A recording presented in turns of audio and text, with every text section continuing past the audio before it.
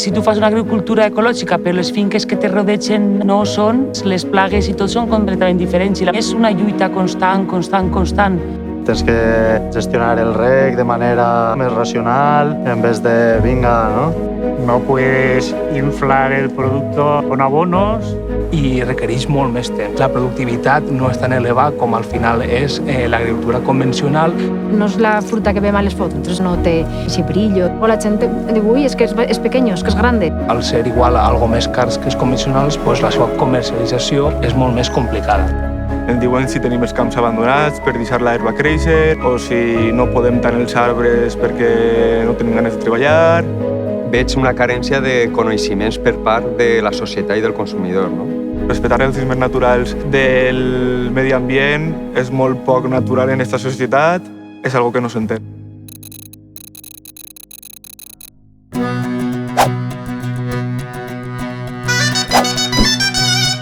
És buscar un consum de proximitat, evitant llargs desplaçaments o el transport. I tinga que tindre un envasat per conservar-lo. Està collit madur de mata, en propietats alimentícies de vitamines i tot, i de sabor pues, no té color. Puedes vender directamente al consumidor, no hay intermediarios, que son los que se quedan todo el margen. Estrujan al más débil, que es el agricultor, y no le queda nada. Quan crees consum de proximitat, crees economia local. Estàs creant sinergies de treball, estàs augmentant la riquesa de la població.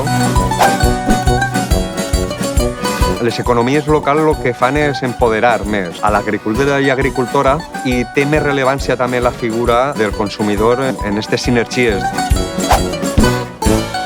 Una agricultura tradicional no para compte del sol, és com que l'explote. En canvi, amb l'agricultura que practiquem, se fomenta el que la terra mantingui les seues propietats i pugui absorbir el diòxid de carboni de l'atmosfera i evitar la sequera. Al deixar créixer les herbes augmenta la biodiversitat que ajuda a que les plagues estiguin més controlades.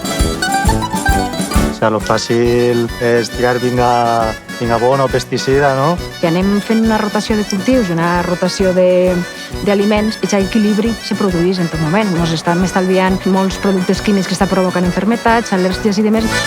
Al no tirar químics ajudem a que no contaminem, per exemple, els aqüífers subterranis, la pròpia salut de l'agricultor. Les dones com han tingut més en compte el tema de les cures. L'alimentació de la família, un paper com detrás de guardar les semilles, d'anar fent les plantes i demés. Pues se sent igual molt més acollida en aquest tipus d'agricultura que en l'agricultura convencional, molt bruta, no? I molt d'arrasar en tot.